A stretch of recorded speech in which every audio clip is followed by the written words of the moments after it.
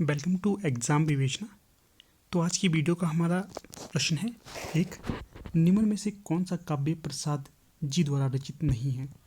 तो यहाँ पर प्रसाद जी से तात्पर्य होगा जयशंकर प्रसाद। तो देख लेते हैं, झरना, करुणालय और चित्राधार, ये तीनों ही रचनाएं इनकी हैं, प्रसाद जी की। बाकी जो राघव विलास है ये इनकी रचना नहीं होगी। तो यहाँ पर जो सही विकल्प 2 हो जाएगा। अगला प्रश्न देखिए 2, नई कविता के प्रमुख कवि इनमें से कौन है। तो जो नई कविता के प्रमुख कवि होंगे तो उनमें नाम आएगा अज्ञेय जी का। सही विकल्प 3 हो जाएंगे। अगला प्रश्न है 3, बादल राग कविता के कवि कौन हैं। तो जो रचना है बादल राग, इसके रचनाकार हो जाएंगे निराला। निराला का पूरा नाम है सूर्यकांत त्रिपाठी निराला। तीसरे का सही विकल्प 3 हो जाएगा। अगला प्रश्न देखिए 4, भगनदूत किसका काव्य संग्रह है। तो जो भगनदूत होगा तो ये हो जाएगा अज्ञेय जी का। इसके पश्चात कई बार असाध्य बीना पूछी जाती है, किसकी रचना है। तो यह भी अज्ञेय जी की रचना हो जाएगी। आंगन के पार द्वार, यह भी अज्ञेय जी की रचना हो जाएगी। कुछ इनकी प्रमुख रचना है, इनको याद रखना है। चिंता इनकी रचना है। अगला प्रश्न देखिए 5, निम्न विकल्पों में से दिए गए शब्द के सही अनेकार्थी रूप वाला विकल्प चुनिए। तो जो कर का अनेकार्थी के रूप में कौन सा विकल्प सही होगा। तो ये हो जाएगा विकल्प 4, किरण और हाथ। कर किरण से भी तात्पर्य है, कर हाथ से भी तात्पर्य है। अगला प्रश्न देखिए 6, इसमें पूछा गया है, दिवस का अवसान समीप था, गगन था कुछ लोहित हो चला, तरु शिखा पर थी जब राजती, कमलिनी कुल बल्लभ का प्रभा। पंक्तियां किस कवि की हैं। तो ये पंक्तियां हो जाएंगी अयोध्या सिंह उपाध्याय हरिऔध की। और कई बार ये भी प्रश्न पूछा जाता है कि प्रस्तुत पंक्तियां किस काव्य की हैं या किस काव्य संग्रह की हैं। तो ये प्रिय प्रवास की हो जाएंगी। जो प्रिय प्रवास है इसे हिंदी का प्रथम खड़ी बोली की रचना माना जाता है, या महाकाव्य इसे माना जाता है, हिंदी खड़ी बोली का प्रथम महाकाव्य। और इसका प्रकाशन वर्ष की अगर बात की जाए तो ये हो जाएगा 1914। अगला प्रश्न देखिए 7, इनमें से कौन सी मुक्त छंद की कविता नहीं है। तो नहीं होगी जो, तो वो हो जाएगी नीरजा। बाकी जो मुक्त छंद की रचनाएं होंगी, जागो फिर एक बार, बादल राग, कुकुरमुत्ता, जूही की कली, वह तोड़ती पत्थर इत्यादि, ये मुक्त छंद की रचनाएं हो जाएंगी। और ये किन की रचनाएं हैं। निराला जी की रचना है। जागो फिर एक बार, बादल राग, कुकुरमुत्ता, वह तोड़ती पत्थर, जूही की कली इत्यादि निराला जी की रचना है। और निराला जी ने मुकुट छंद को अधिक महत्व दिया है, इसलिए उनकी रचनाओं को मुकुट छंद, रबड़ छंद इत्यादि, केंचुआ छंद भी कहा जाता है, याद रखना है आपने। बाकी जो नीरजा है ये महादेवी वर्मा की रचना हो जाएगी। जो महादेवी वर्मा है इनके काव्य में रहस्यवाद की अधिक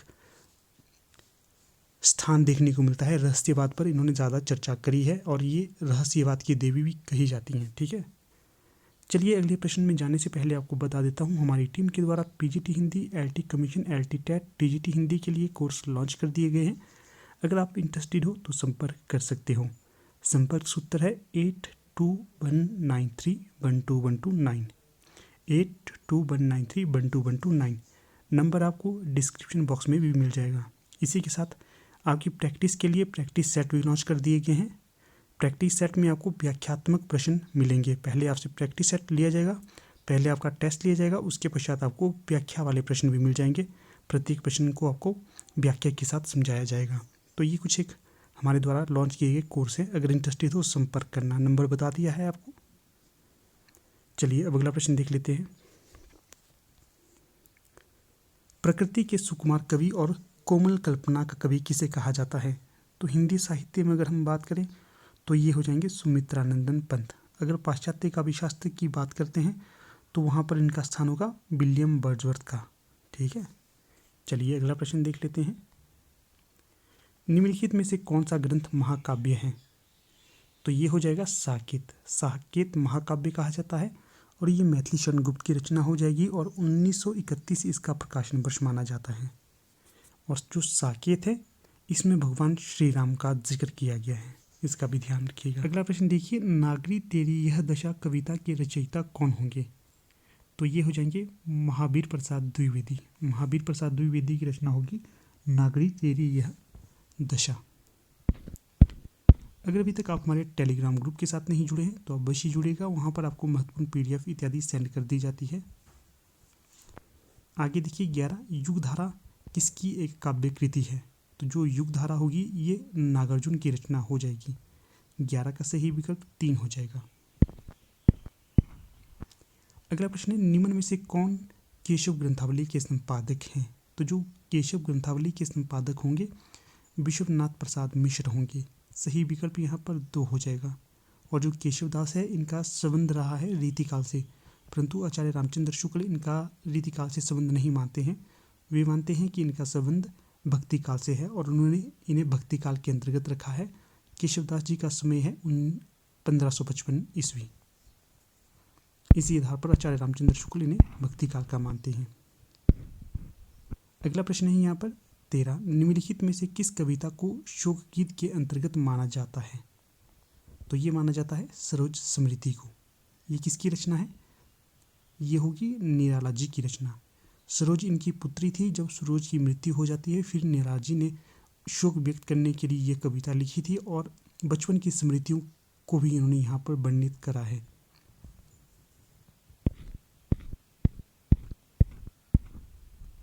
अगला प्रश्न देखिए 14, मिलन का नाम मत लो, मैं बिरह में चीर हूँ, बीन भी हूँ मैं तुम्हारी रागनी भी हूँ, दूर हूँ तुमसे अखंड सुहागनी भी हूँ। तो प्रस्तुत पंक्तियाँ किसकी होंगी? ये पंक्तियाँ हो जाएंगी महादेवी वर्मा की। और कई बार ये भी प्रश्न पूछा जाता है महादेवी वर्मा की प्रस्तुत पंक्तियाँ किस काव्य संग्रह में संकलित है? तो ये नीरजा में होंगी। ठीक है, इसका भी ध्यान रखिएगा। अगला प्रश्न है 15, जयद्रथ वध किस वर्ष में प्रकाशित हुआ था? तो जो रचना है जयद्रथ वध ये हुआ था 1910 में प्रकाशित और यह एक काव्य संग्रह है और इसके रचनाकार हैं मैथिली शरण गुप्त। इसका ध्यान रखिएगा, 1910 सही विकल्प हो जाएगा। आगे है 16, संशय की एक रात के रचनाकार कौन हैं? तो जो संशय की एक रात होगी इसके रचनाकार होंगे नरेश मेहता। 16 का सही विकल्प 4 हो जाएगा। आगे है 17, निम्न में से किस कवि को वाणी का डिक्टेटर कहा जाता है? तो ये कहा जाता है कबीरदास को। कबीरदास को वाणी का डिक्टेटर किसने कहा है? ये भी प्रश्न पूछा जाता है। तो ये कहा था हजारी प्रसाद द्विवेदी के द्वारा। अगर ये प्रश्न पूछा जाए कि कबीर की भाषा को सदुकड़ी किसने कहा था? आचार्य रामचंद्र शुक्ल ने कबीर की भाषा को सदुकड़ी कहा था। इसका भी ध्यान रखिएगा। कबीरदास भक्तिकाल के अंतर्गत आते हैं और निर्गुण काव्यधारा का प्रवर्तक इन्हें माना जाता है। अगला प्रश्न देखिए 18, भूख है तो सब्र कर रोटी नहीं तो क्या हुआ, आजकल दिल्ली में जेरे बहस ये मुद्दा पंक्तियाँ किस कवि की हो जाएंगी? तो प्रस्तुत पंक्तियाँ हो जाएंगी दुष्यंत कुमार की। तो जो दुष्यंत कुमार है इनके द्वारा ये पंक्तियाँ कही गई हैं और दुष्यंत कुमार का स्थान भारतीय गज़लकार के तौर पर जाना जाता है। इन्होंने गज़ल का प्रवर्तन हिंदी साहित्य के अंतर्गत किया था और इन्हें गज़ल का सम्राट भी कहा जाता है। अगला प्रश्न देखिए 19, साखी किसकी रचना है? तो साखी हो जाएगी कबीरदास की। अगला प्रश्न है निम्न विकल्पों में से कौन सा विकल्प नीचे दिए गए शब्दों का सही समानार्थी शब्द नहीं है? तो सोना का कौन नहीं होगा? तो ये द्वीप नहीं होगा सोना का। बाकी कौन कौन से होंगे? हेम, सुवर्ण और कुंदन, ये तीनों ही सोना के समानार्थी शब्द हो जाएंगे। ठीक है, सिवाय द्वीप के। तो ये थी हमारी आज की वीडियो। अवश्य बताइएगा आपको कैसी लगी। अगर अच्छी लगी हो तो इसे लाइक, शेयर और चैनल को सब्सक्राइब अवश्य कीजिएगा।